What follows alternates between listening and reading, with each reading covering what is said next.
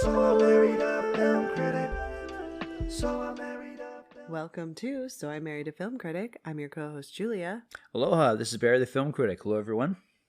And tonight we're talking about a movie I didn't think was going to be a comedy, but it turns out 2022's Paradise City is unintentionally hilarious.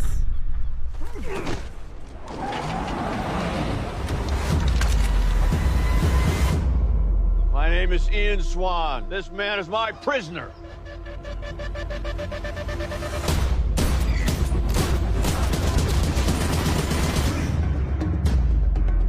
You're Robbie Cole, right?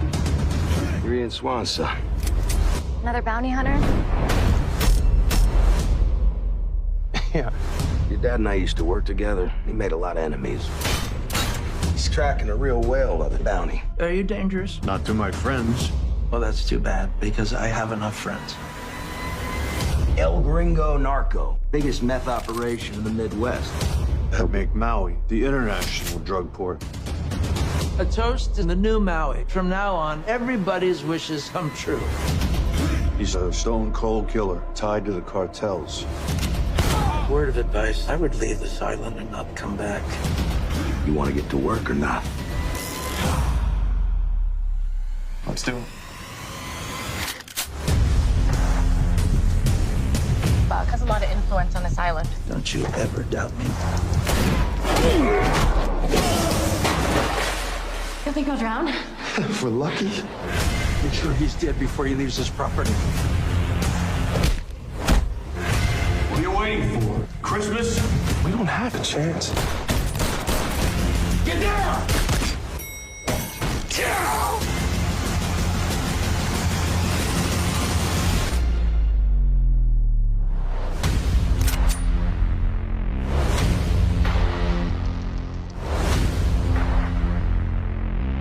Are you too stupid to die?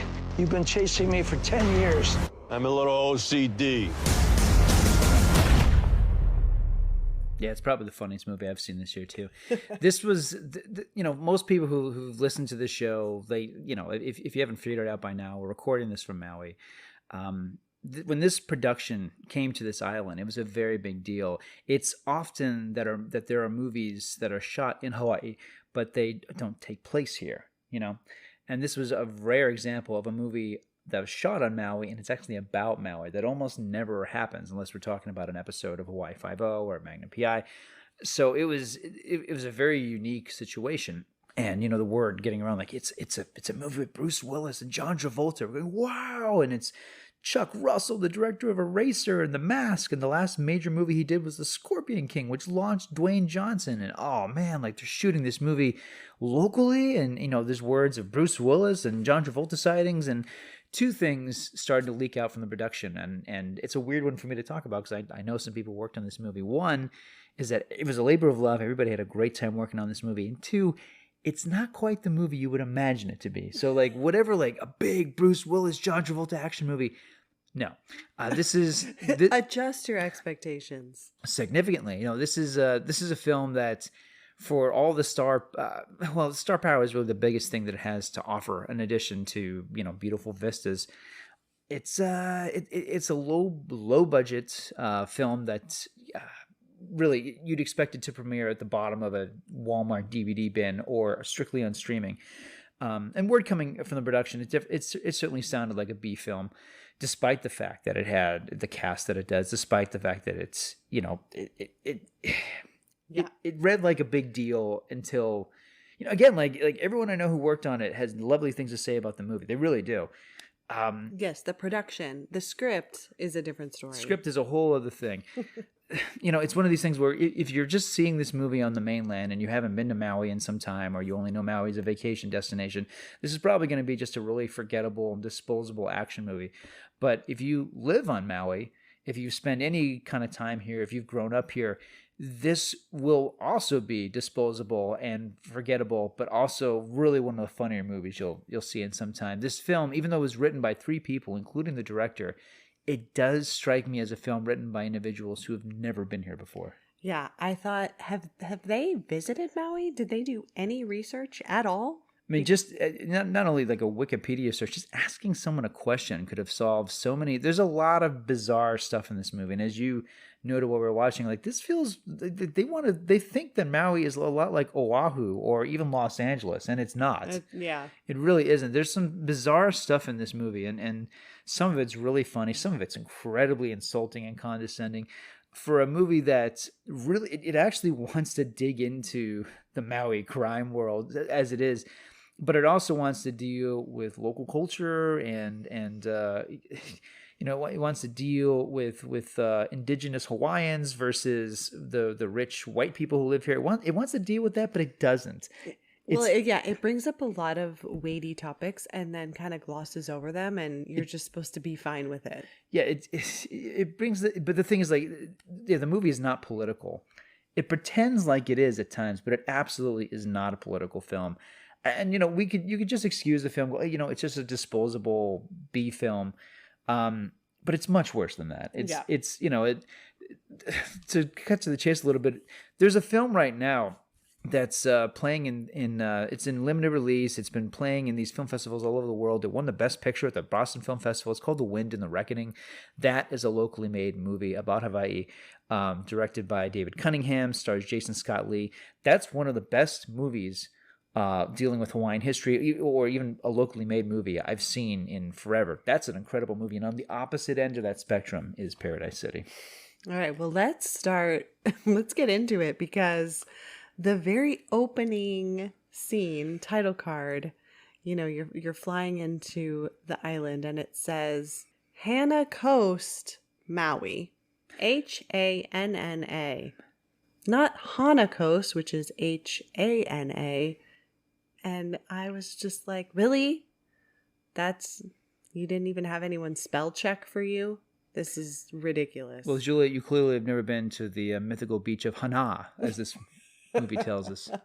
No, it is pretty amazing. I don't know if it's a typo or if they just did not. No, it definitely gives you an indication of, oh no. I mean, they literally no one check this This stuff. is how you're going to start this. Oh man, it's so bad. And then it immediately gets worse. One of my favorite things, like it's just, wow, this is, you know, they just did not have the budget or the time or both, but it begins on a beach. And we don't see it. We hear a car crash. A car crash, yes. And we hear a car go, "Arr!" And suddenly the camera shakes on impact, like they used to do in Star Trek.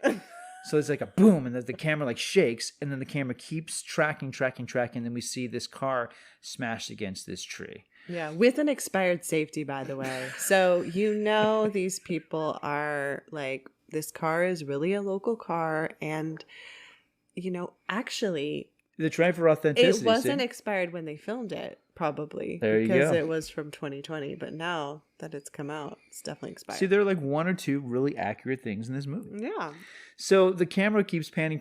We don't see who the driver is exactly. We're seeing him like from the waist, and he pulls a masked figure out of the back of the car, drags him kicking and screaming on the beach. And finally the camera comes up and we go, oh, cool, Bruce Willis.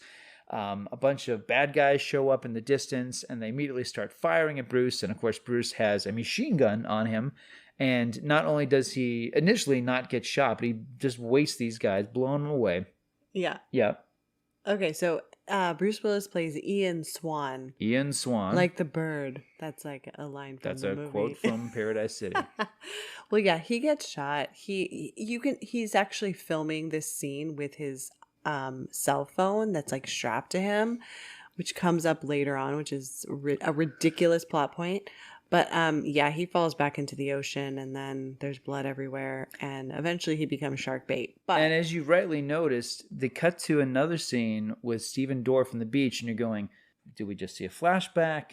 What we're looking at now is this like 2 days later, 2 years later. Like, it's a weird transition. You know, and the movie eventually explains it, but it is sloppy because you're trying to get a sense of like, okay, like timing. How am I engaged here? Like, you know, and it's also the question, like, is Bruce Willis out of the movie am I for still good now? in the Hana Coast? I mean, where am I? Right. Yeah. So yeah, we cut to Stephen Dorff, who plays Robbie, and he's looking for Koa. He's like, who's Koa? We don't know. He's like this MMA fighter, and this There's a few things wrong with this scene. I can't remember where this beach is supposed to be, but two things. So he goes walking over to see this guy that he's looking for. He's a bounty hunter. Yeah, He's Robbie's a bounty hunter. who is trained by Ian Swan. So he's one of his. I guess they were bounty hunters together. Together, at whatever. one Yeah, point. that's right. Yes, there's a whole thing with the wife. Anyway, so he's walking across the beach. Two things. As he's walking across, there's all these kiosks saying "Vote for Kane," "Vote for Senator Kane."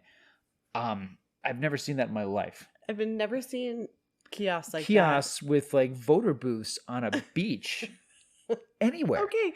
And look, like for those of you who've never been to Maui, like one of my favorite things is when it's voting season, the candidates are out. I mean, you see them literally on the side of the street. They do sign waving. Like all the time. all the time. So like that, yes. So you drive by, you honk your horn, you give a shaka. It is. Yeah, it's very much a voting community. It always has been.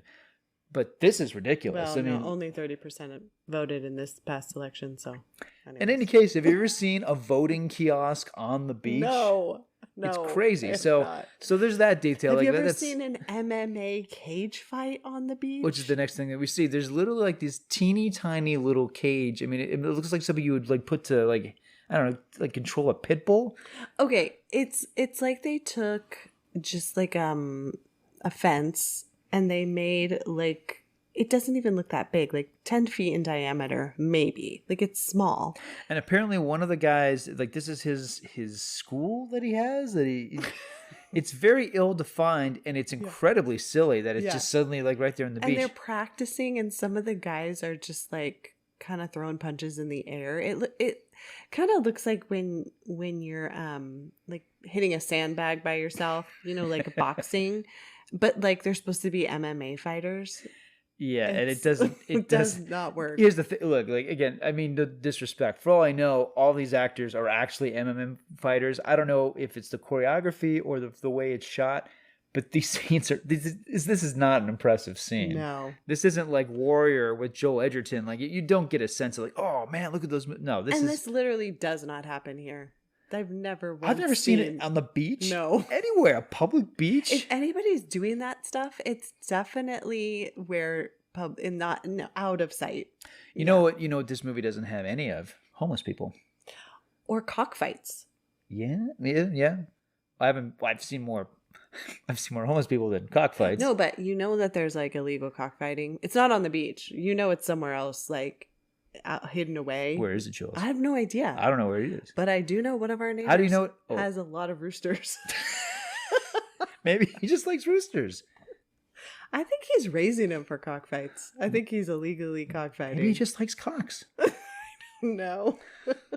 So Stephen Dorff goes into this cage, and it's so contrived because it's again, I like the actor. I really like the actor, but it's Stephen Dorff, and these guys look like they can make a pretzel out of him. He's going in there. He's all rough. He's really rough with them, and he's like, you tell me. Blah, blah, blah. Yeah, and he's like, Maui PD is looking for you. Like Maui PD, MPD, not Maui. But and they say that a lot in the script. Do they think like mainlanders be like maybe this? Well, that sounds like what's MPD stand for? Is that like Miami PD? Like.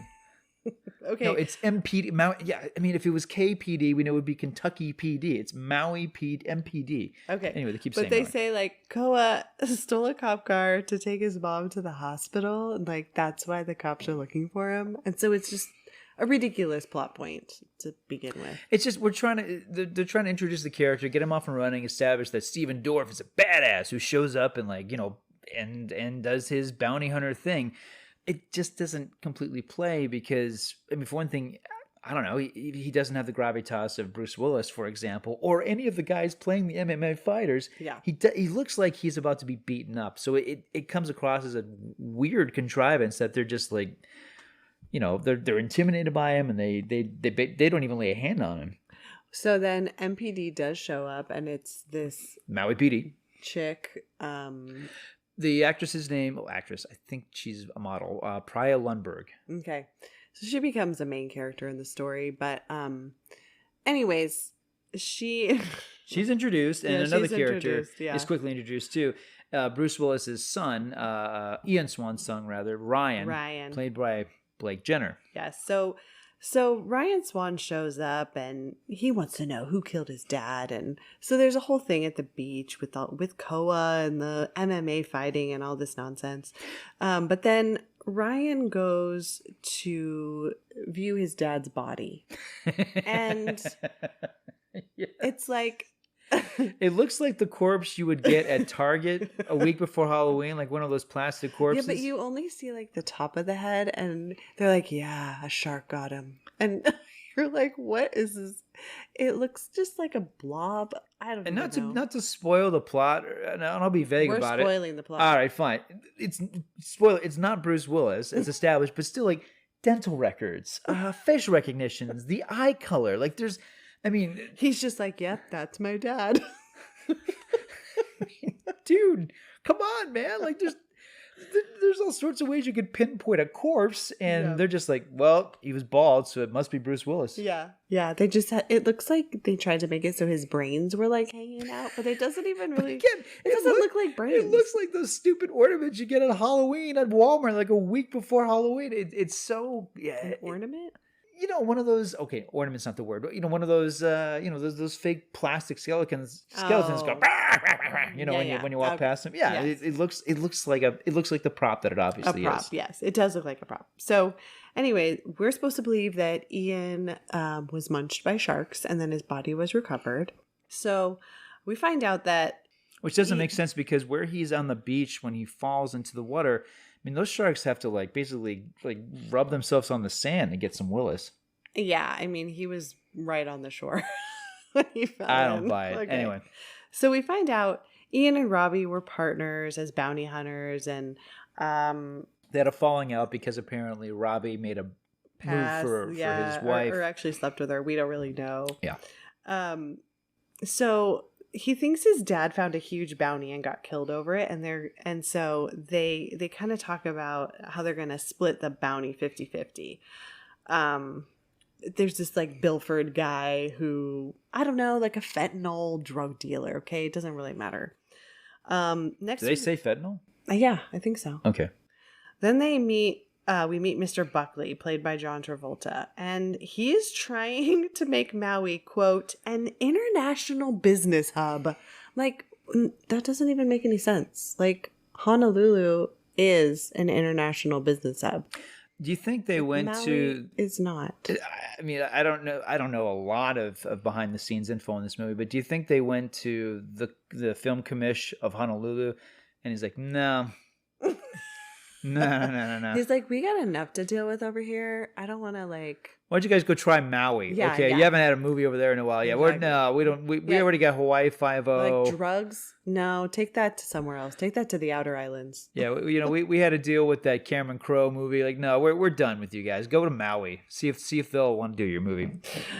So we meet him, and this is where he's the one who really wants that Kane guy to be elected. Senator Kane, played by Branscombe Richmond.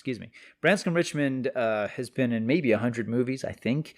Very iconic, recognizable character actor, best known as co-starring on the TV show Renegade. But I mean, just look at his IMDb page; it is jaw-dropping. Very charismatic, and just a guy who, you put him in a movie, you set him loose. He's always a scene stealer, and I got excited. I'm like, oh man, they're putting Branscombe Richmond as this possibly corrupt senator alongside Travolta as the bad guy. What a great idea! Until you see what they do. I think we initially see Branscombe in one scene quickly, and then he's on TV, and that's it. Yeah, that's it. Like, you idiots, you had Branscombe Richmond, who will definitely chew the scenery alongside Travolta, who will definitely give some life into this movie, and they it's barely a cameo. Mm-hmm. It's jaw-dropping. It's like, do you guys not know what you have here? Like, it's such a cool idea. Or even reverse it. Make Branscombe the big bad, drug dealer, and have John Travolta be the American senator. Seriously, that's a cool idea. Anyway. You can't make this script better, babe. You're not going to be able to do it. But they could have at least utilized the actors better. Because I'll tell you what, it's a weird thing to admit, but I think Travolta's really good in this, actually. Yeah, he's not bad. The script is bad. His dialogue is often ridiculous and worse than that in some cases. But sometimes he did rise above the screenplay. he's very good in this. Like sometimes he goes into this. Sometimes he'll get very whimsical and kind of showy when the script is, sometimes the way he adapts to a bad movie is to just kind of give a really, like he'll just kind of go over the top. And this is a case where he's actually really reserved. He's really focused. It's not the most intimidating, let alone the scariest villain he's ever played. He's played great villains before. This is not, one of his best. But at the same time, like he's solid in this movie, which is quite surprising because he didn't have a lot to work with. Yeah, so he's in kind of this hotel giving this speech and this rubbing shoulders with people. And now Robbie and Ryan are sneaking into a hotel room. I don't know, they're looking for stuff. And then all these guys with guns start, shooting, and they kill a housekeeper. I was like, wow, you're going to shoot and kill a hotel housekeeper. Like that seemed kind of low to me. Well, here's the thing though. At this point, the movie is 15 minutes old, and we've had 2 casualties. We've had Bruce Willis and the housekeeper. I mean, this movie, it is so malnourished on action. There's so much talk in this film. Yeah. So much dialogue. Very little action. Well, there's a hotel room brawl, and then Ryan just goes off the balcony and falls headfirst into a koi pond. Amazing. Just amazing. There are no words here. Because it's a cool stunt. It is. But they shoot at the koi. They shoot at the koi fish. Now, I know they're blanks. No but koi still. fish were harmed in the making of this film. It's crazy because it's clearly meant to be like a very similar scene in Lethal Weapon 2 where 3 people fall out of a window, they land in a swimming pool, and that's plausible, kind of. Here, he falls into a freaking koi pond. I mean, did the fish break the fall? No. That's insane. Yeah, these koi ponds are not that deep. I'm like... Plus, I mean, it's rocks or fish or both. I mean, when he got out of there, he should have had so much flattened koi fish stuck to his back. That's hilarious. So we kind of cut to this really nice looking MPD building. Definitely not our real police station. No. I've you and I have both been to that building. This is a very different building. I've never been inside. I have. Oh, you have? Yep. Were you arrested? Yes. Oh. I fell into a koi pond from 3 stories up. So, I was fine. The fish did not survive. That's funny. So this is where Buckley meets Ryan, and they're just talking in the parking lot, and we get a flashback. But I gotta say, I feel like this whole scene with Blake Jenner and John Travolta talking in the cab, it feels like a reshoot because when they introduce the flashback, it doesn't feel like a flashback. I think this is a scene they shot, maybe one of the first scenes in the film, and they put this scene to we got to use the scene of Travolta and Willis together. Right. So let's put this in here, this blah, blah, blah, because it's just a lot of talking. It's a lot of stuff we already know.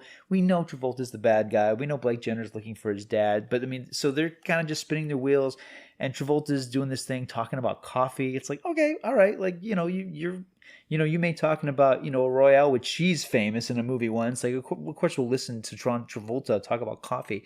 But I feel like this scene, this is a movie it went through a lot of reshoots and went through a lot of, post-production tinkering.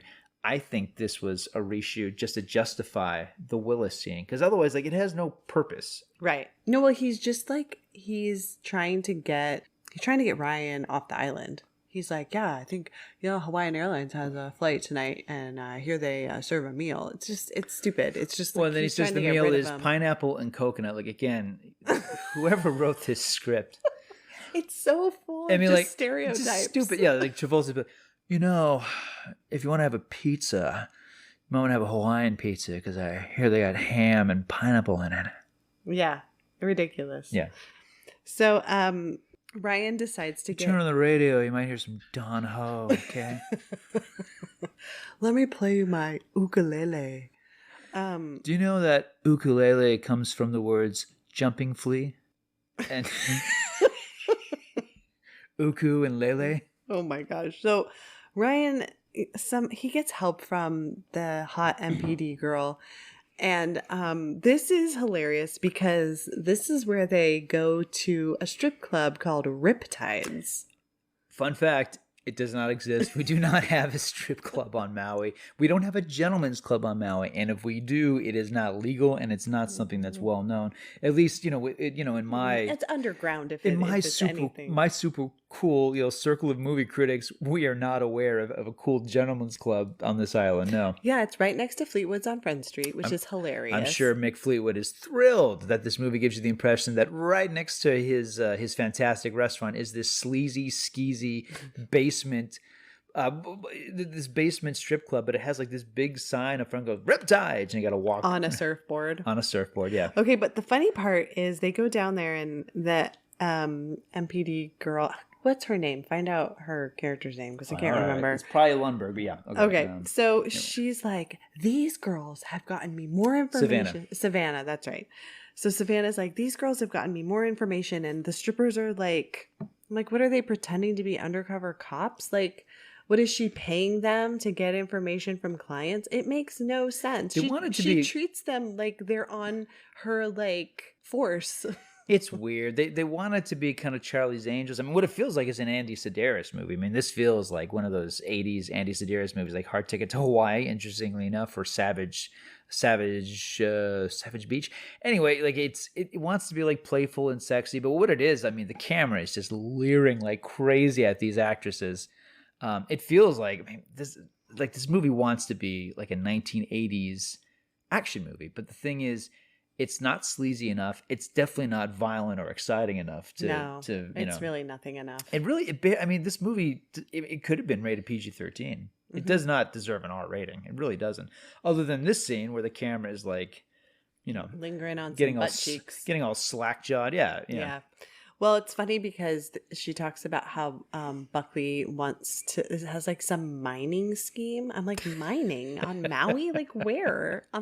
In the volcano? Like it makes no sense. And again, like it's like, was there a draft of this script that took place in California, in Missouri? Like did they just like go through it like Maui? Let's try Maui. Yeah, but so this is the scene where they show a flashback of Buckley taking some elder and in a helicopter. So, okay, a few things about this scene.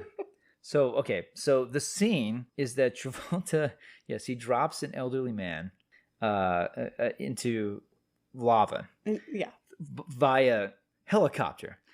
And okay, so the scene is very quick. But I got to tell you, it is one of the funniest things I've seen all year.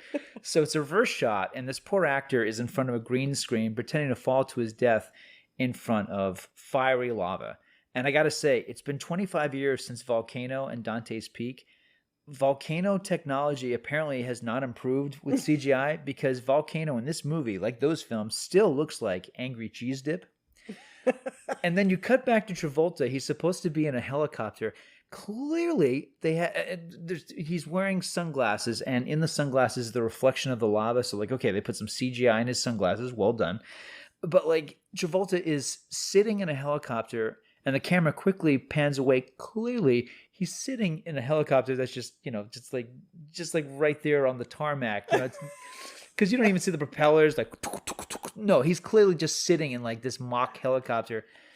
I mean, and by the way, Mount Haleakala is dormant. It has not erupted since the late 1700s, knock on wood. Right. If you go up to Haleakala here on Maui, you will not see lava. You can actually hike into the crater, but it's nothing like the Big Island where they have eruptions still and there's lava pouring into the ocean. I mean, if this movie took place on the Big Island, they could have done this scene. And it would have made more sense. Well, the thing is, like, but I don't think you can actually fly a helicopter over these volcanoes. No. I think it's restricted airspace. Well, there's a couple things to say here. I mean, like, there's a movie with Sharon Stone called Sliver that it once ended with Sharon Stone and William Baldwin crashing their helicopter into a volcano, and apparently the test audience was like, "That's the dumbest thing we've ever seen," and they got rid of it. So for one thing, like. It's just a silly thing in general, just to use lava as a plot point, let alone as a murder weapon. But I mean, by the way, like how insensitive. I mean, because you mentioned the Big Island. I mean, how many people, have I met in my lifetime and told me, yeah, my house got eviscerated by a lava.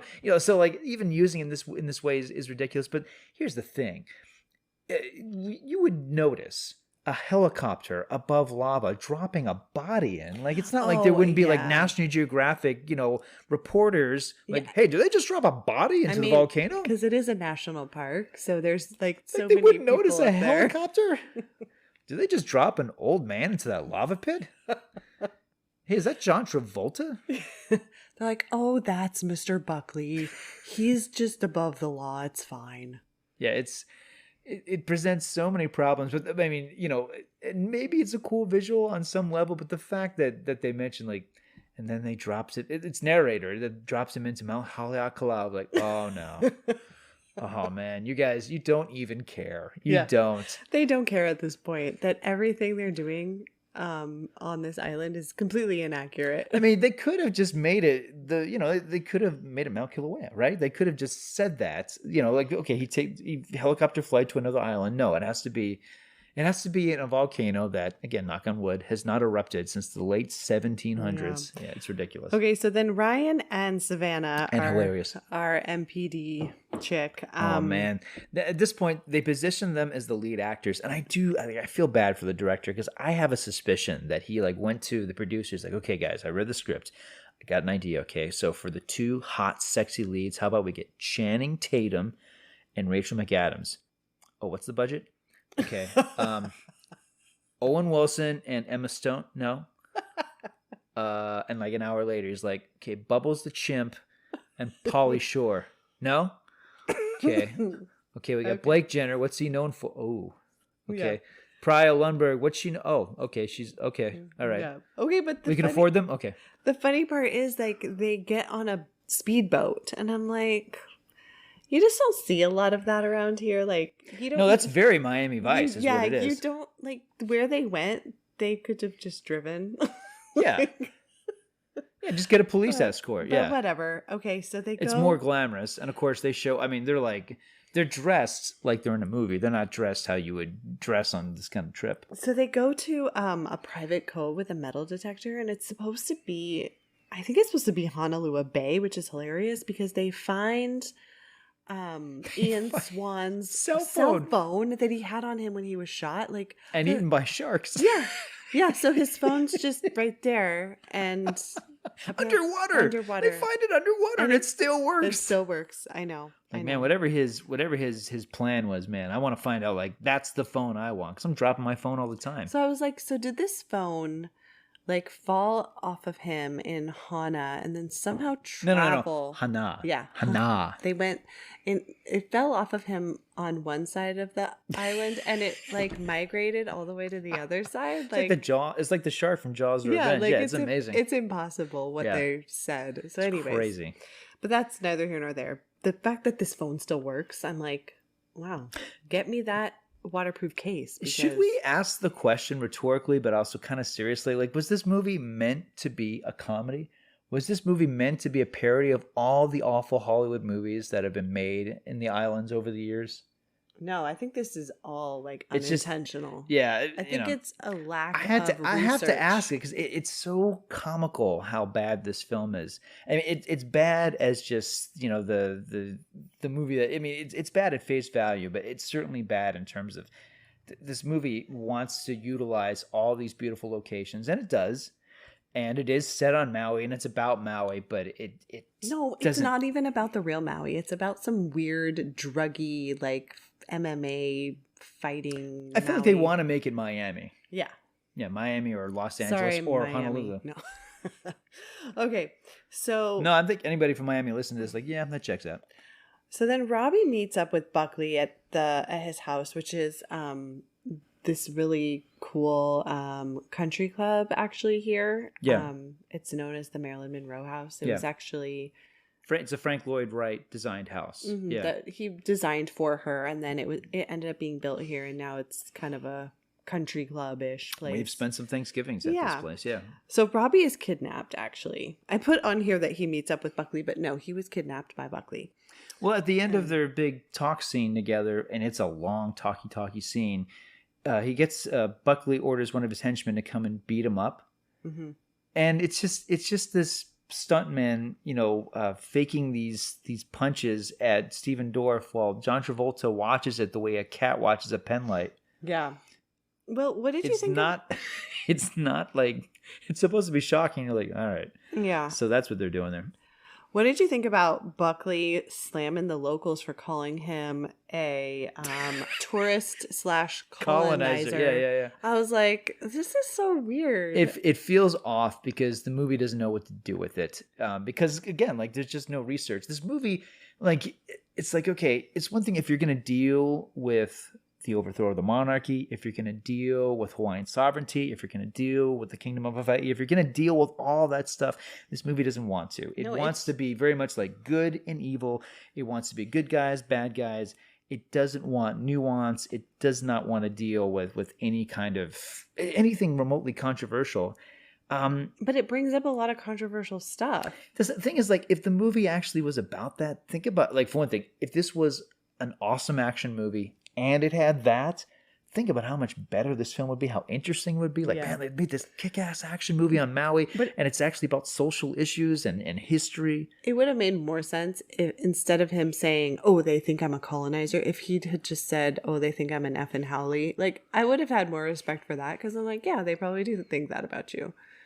But to call himself a colonizer, it feels like he's putting himself on this pedestal. Like he's like really doing. It's very woe is me, but I also feel like the screenwriters are going in that direction because the contrast is when we meet the indigenous Hawaiian characters to present it in ways that anybody who's seen movies that take place on Maui, Oahu, Kauai, any of those movies that were made in the 50s will recognize that stereotype. This movie is, it's for one thing, it's not only is an imbalance in this portrayal, but it presents that loaded dialogue to Travolta and doesn't quite, I mean, it's provocative, but that's it. And it's not smart. No, it's not smart. But Robbie accuses... It's like Jeff Bezos going, woe is me, they don't like me over here. Yeah. Well, no, they don't actually.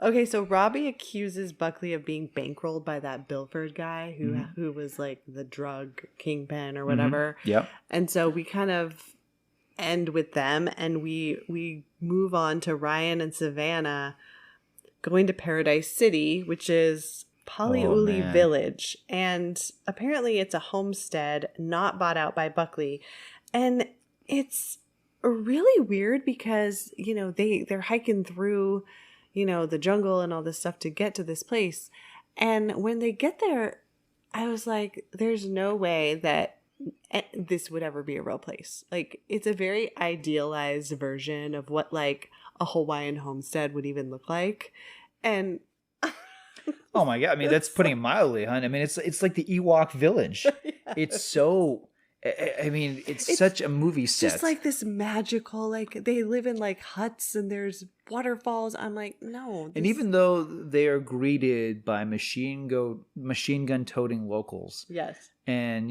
they meet the auntie who's the head of the place and lets him in. I mean, it feels so, like this is 1950s retro depictions of local people. It's like right out of Blue Hawaii. It's so embarrassing. Yeah. Because we've seen on the news here of Hawaiians who are living on land and trying to make it. And you know what? They are living in tents. They're farming for sure. But like this whole like village thing that they have, like, yes, it's a movie. The reality is tragic. Yeah. And it's not only idealized, but man, is it like ridiculous. I mean, for years, you hear about like, Disney just, like the Disneyfication of history. Well, this is exactly what that feels like. Yeah. So one of the locals takes Ryan into this hut. Like, he's got to prove and that... it's the kahuna, played by Benny Chun, who was excellent in Kuleana, a locally made independent film a few years ago. Because he says, I'm looking for my dad, Ian Swan. And they are like, oh, well, you need to prove who you are. And they won't let him just show like an ID. So he takes him into this hut. And I'm like, how do these people know who Ian Swan is? Why do they care who Ian Swan is? Exactly. So go ahead with who that guy is. Oh yeah, it's Vin. I already said it. It's Vinny Chun, who's a wonderful character actor. I mean, he basically stole Kuleana, and there's a lot of good people, including Branscombe Richmond in that film. But yeah, he plays the Kahuna of Paradise City, and Paradise City. So they named this little resort after a Guns N' Roses song, whatever. And they take Blake Jenner into the hut. And it's supposed to be like this mystical scene because it's a lot of, I don't know if it's incense or what kind of smoke it is. But he has like this spiritual, making him high off something. I guess. Gosh, it's like, what is it like? It's like a scene out of the Doors, I guess. They're trying to go for that, but it's just silly. And it continues. I mean, the scene goes on for longer than it needs to. It gets worse and worse until finally, ta-da, Bruce Willis is still alive, still in the movie. He shows up. Oh, Ian Swan's alive. Yeah, so like Bruce Willis showed up and they fixed him up. I mean, it's very like what, Dances with Wolves or The Last Samurai, where... Yeah, and I'm just like, why would these people... They're like, I guess they found him in... Oh, yeah, they say that they found him in the ocean and like brought him back to Paradise City. I'm like... really don't think they would have done that. I think they would have taken him to the hospital. I don't get it. And I'm not, but on the one hand, I'd be like, well, the sense of aloha, well, this is a movie. And this is a movie where, it wants to treat local people like, magical, mystical, earthy people. But it's also, it's overlooking so many aspects of logic here. And reality. Yeah. So, but of course they were able to magically fix Ian Swan and he's been hiding, and despite the fact that he was shot, point blank, like what, 3 or 4 times. Right. Apparently, yeah, the whatever kind of magic they put on him, he's just fine. So, then I have that we find out that, Buckley is actually Bill Furd. And the way the movie explains it is that he had a surgical operation that made him look like it. And I'm going, oh, no. Did the screenwriters think like, you know what, we're just going to face off this thing, okay? Because like it worked for that movie. Movie I loved? Face Off. Let's do that again. Yeah, let's, Travolta's already in it. So like, whatever, he'll be down. Yeah, it's so crazy. So somehow... Paradise City gets shot up. They burn it down. It felt very exploitative. Like, well, they shoot the crap out of Eddie Chun as the Kahuna. It's a hateful scene. It's a stupid scene. It's a poorly staged action scene. If I had to, I hate this. I do. If I had to use one word to describe Chuck Russell's direction of this movie, the one word I would use is indifferent. I mean, do you remember the scene in Eraser where Arnold Schwarzenegger gets kicked out of the plane? Do you remember that? And he's hiding, and he's like hanging on the side of the plane. No, I haven't seen Eraser in years. You haven't seen the scene where Arnold Schwarzenegger shoots the alligator in the face and goes, "Your luggage." You don't remember that movie? Oh, I do remember that. Vanessa Williams. Yeah, no, that I movie remember is that. Awesome, but I don't remember. Okay, do you remember The Mask? The Mask With Jim Carrey. Barely. Do you remember the Cuban Pete dance sequence? No. You know, where like suddenly becomes a musical number. They call me Cuban Pete, and there's like a big dance number. You don't remember that? Anyway, these are all Chuck Russell movies. The guy knows how to do sequences, set pieces, action sequence. He did the third Nightmare on Elm Street. The guy is awesome. What is going on with this movie? It's like he's just phoning it in. I don't know. It's so weird because even with a budget this small, he's made low budget movies before. The guy can deliver, and the fact that his name is on this movie is shocking. Okay. I don't know. I mean, it was during COVID, so maybe he was like, I don't know, maybe we'll all be dead next year. Who cares? Maybe he was really Jules. Like that might explain his indifferent attitude. I'm just saying, I don't know. I don't know what his mindset was. So defeatist. Yeah, exactly. Well, that's how this movie feels. This pandemic's never going to end. Whatever, cut. Okay, I'll move on. Yeah, exactly. We got stunned people over there. Just go home. It's fine. Nobody cares. Wow. Well, you said it was indifferent, and I'm just saying maybe... Well, just like, this feels like, another critic, Aaron Medeiros, said like this movie feels like, he was more complimentary. He's like, this movie feels like an episode of Hawaii Five-0 or, the recent Magnum PI redo. And, that's really insulting to those shows. I was gonna say this is way worse because those shows, even though they're dealing with TV budgets and there's a cheesy factor, but like they can do action. Yeah. This movie has a lot of charismatic stars who are underutilized or just used as background fodder, or I suspect maybe they had bigger, better scenes that are just cut out. Yeah. But there's a lot missing in this film, but at the least it's like, give us good action. Because Travolta, I know not everybody likes John Woo. I'm a huge John Woo fan. Travolta was in Face Off. And, Willis has been in maybe like 3 or 4 of the greatest action movies ever made. Like, it's crazy that this movie is this clunky. So, I agree. Ian and Ryan, they finally go rescue Robbie at Buckley's, and they find him in the basement, and there's a line that's so grisly and awful because they think that the corpse in the chair is Steven Dorff. It's not. And Steven Dorff goes, "Oh, you guys missed it. They attached that guy to a car battery." It's like, movie. Oh. Like, it's just some ugly business. Like all the local characters are dying in awful, horrible, sickening ways, and they're it's again like this movie doesn't know what to do with the really confrontational or They do bring stuff. The Riptide girls in again. Well, thank God, to man. Do some reconnaissance. Oh yeah. So that's the funniest thing because they're walking into the Riptide girls are Savannah, gets her elite girls of or stripper agents and tells them you're gonna better movie stripper agents. Oh yeah, I'm kidding. I'd be all over a movie called Stripper Agents with an exclamation point. So the stripper agents from Riptide, they enter this party, and they're going, "Oh my God, you guys, like we're totally undercover." I'm like, they should have had the talk of when you're doing this sort of thing, you don't talk about the fact that you're incognito and you're in disguise, because they're just like, "Oh my God, like I guess we're gonna go over there and like do stuff." They're talking about it openly. And again, I don't know if this movie is supposed to be funny, but it really is. Like most of the film, it is really unintentionally hilarious most of the time. So just describe the ending real quick. So, wow, I don't know.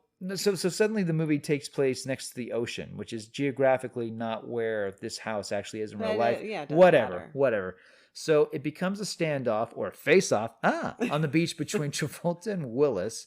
And Travolta has the line like, "You're still chasing me," and Willis is like, "I had OCD." Like, stupid. You guys are like, should have fired these screenwriters, even though one of them is the director. And and there's a really let's see, Micah Giovanni, I believe his name is, plays Travolta's son.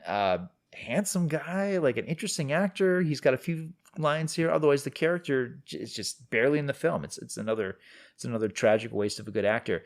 And so then Travolta shoots Willis. So Willis again gets shot and he falls backwards, and apparently the sharks are circling. So then Travolta makes a break for a boat and he takes off. Blake Jenner shows up. He's got Bruce Willis's machine gun, and Willis is like, "You get him, son, get him." So then Blake Jenner's looking through the sights of the gun as Travolta is going away, and Willis is like, "You get him, just shoot him, just take him down." And then, so Blake Jenner goes, I said I would arrest him. And Willis is like, no, son, you gotta take him down. So then Blake Jenner shoots the boat. The boat explodes. Travolta jumps off the boat before it explodes. And then he's in the water. And Willis dies.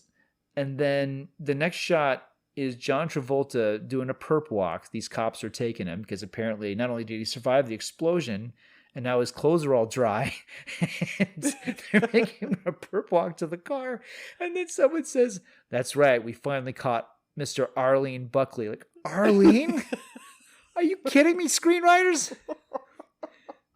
I mean, I'll deal with Hana Bay and the volcanic activity of Haleakala, but his name is Arlene Buckley?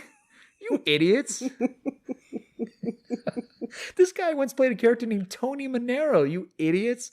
It's so funny. John Travolta as Arlene Buckley. Okay, but then our two leads, Ryan and Savannah, they go back to Paradise City, which I thought was burned up or whatever. They want to go back to Paradise City where the grass is green and the girls are pretty. I guess so. And then it's so forced, but they have like a kiss to end the movie. And I'm like, these people have no chemistry. They barely know each other. And they're like, what are we going to do now? And she's like, I don't know. She says something like, well, we'll see. Let's see where this goes. You know, something stupid. And then they walk off and the movie ends. And then they kiss and I'm like, what? Yeah. And you know, Paradise, again, it's like, so it's irritating because the movie's irritating. Then it ends. And then weirdly, in the middle of the credits, we get a blooper reel.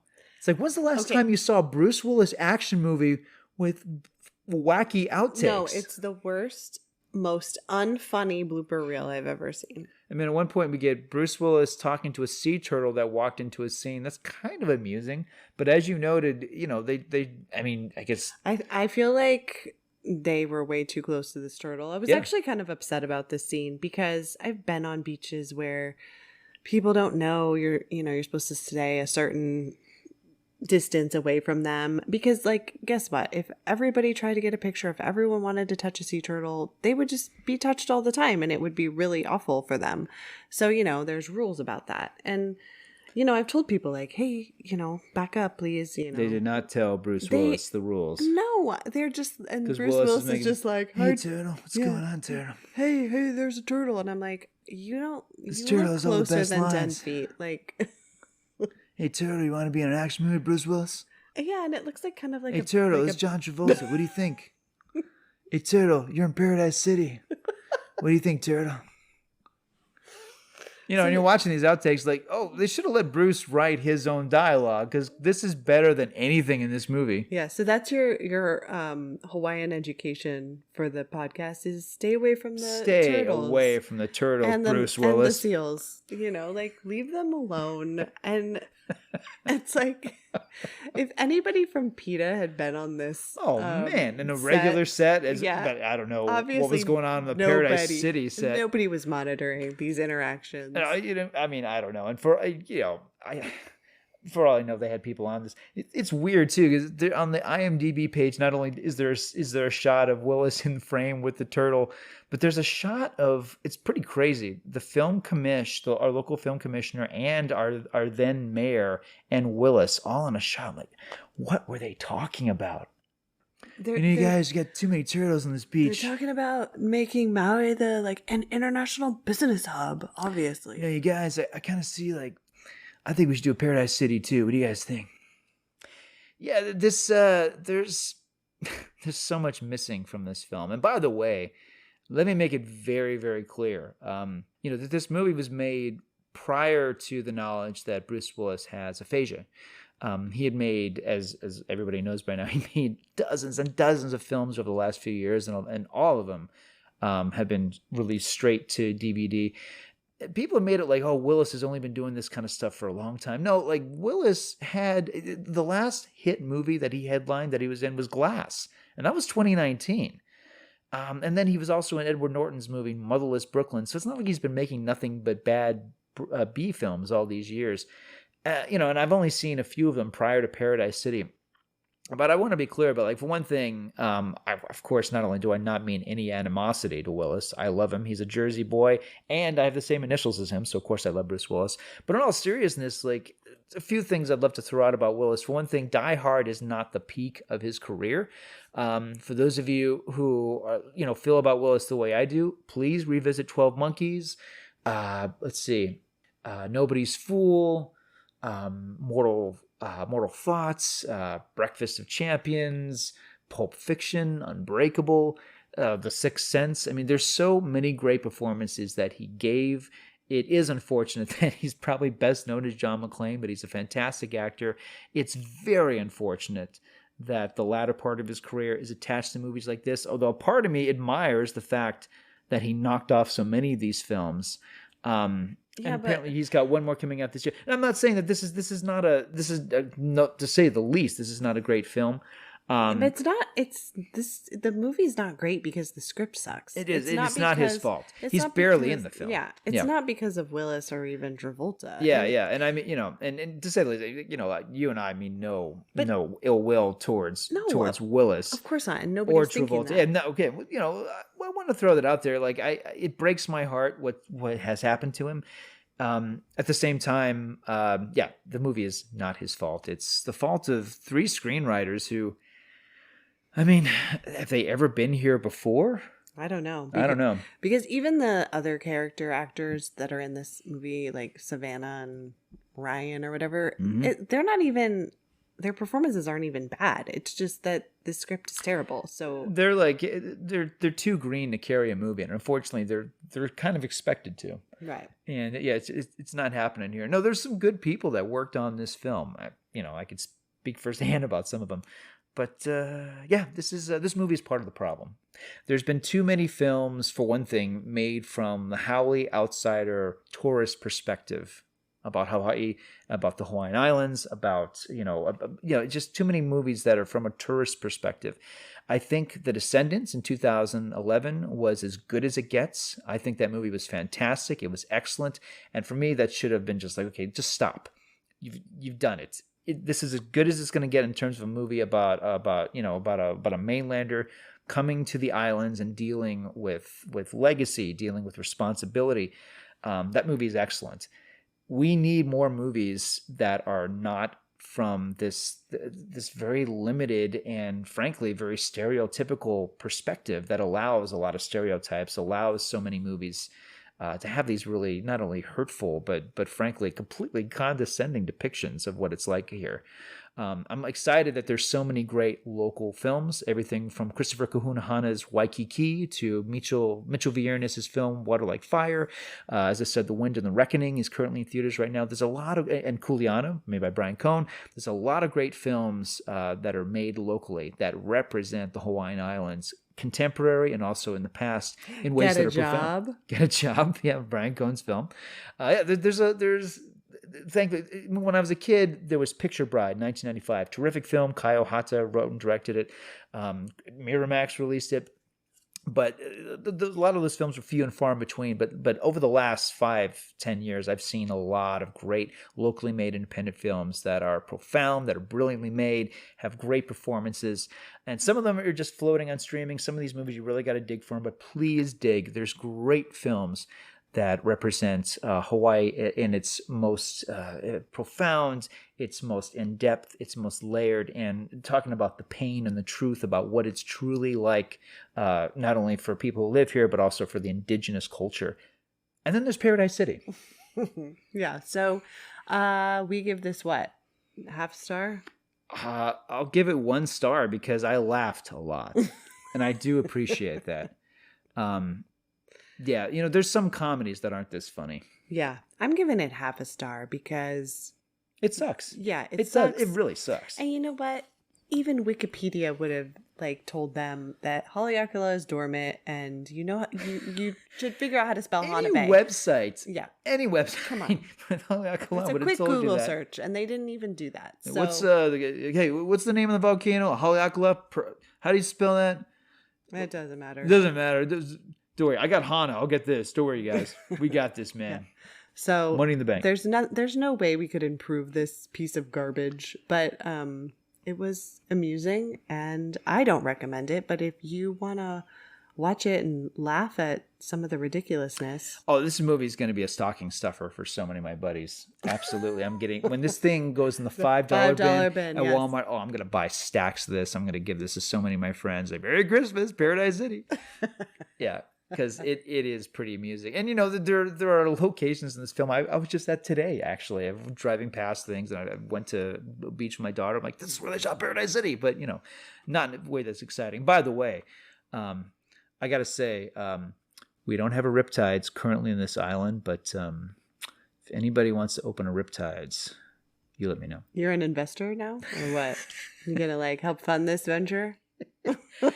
I would love to know what the wonderful Mick Fleetwood thinks that this movie is depicting this sleazy, skeezy club right next to his fantastic restaurant on Front Street, Lahaina. Yeah. Oh my gosh, this film is ridiculous. right. Well, The Growing Pains Hawaiian episode is a better depiction. Blue Hawaii is a better. Like, this is really near the. I think we get it. Yeah, it's one of the worst films ever to depict Hawaii, especially Maui. It is. It really is. Ooh, would Maui Heat have been a better title? What? Maui Heat? Maui Heat? Yeah, Maui Heat. I don't know. If it still got everything wrong, no. Or Riptides. Just call this movie Riptides. Oh, Riptides. So the poster, it's undercover strippers. Yeah, the poster is Travolta and Willis surrounded by hot chicks with guns. Okay, you call it undercover strippers. You have it not set on Maui. Yes. And in Miami. Yeah, and you take out all the Hawaiian stuff, then I think it would have been way better. Yeah. Mm-hmm. Yeah. All right. Well, I think that we want to encourage filmmakers to come to Maui and the other Hawaiian islands. We absolutely do. Look, I'm glad this movie employed a lot of really cool local actors and filmmakers, and I'm glad it.